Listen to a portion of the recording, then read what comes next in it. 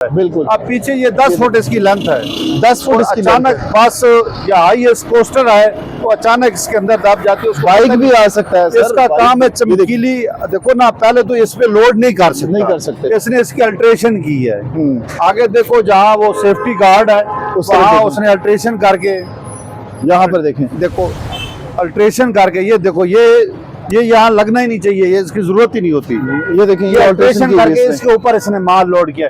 अगर ये तारें खुल जाएं तो ये कंट्रोल से बाहर हो जाएगा। अब ये देखिए, इंसानी जान के लिए बहुत खतरनाक है। बहुत खतरनाक। ये 200 सीसी होगा, ये 150 सीसी है, बल्कि ये 150 सीसी है।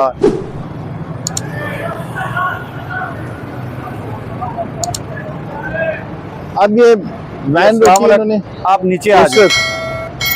कोस्टर का देखते हैं कि कोस्टर में क्या क्या चीजें हैं जो ये इसका हमने फिटनेस, ड्राइविंग लाइसेंस और रूट परमिट तीनों चीजें हमने चेक करनी है। ठीक है। क्या इस गाड़ी की फिटनेस इनके पास है? हाँ जी, आप ड्राइविंग लाइसेंस, फिटनेस और परमिट लेके रूट परमिट चेक करें।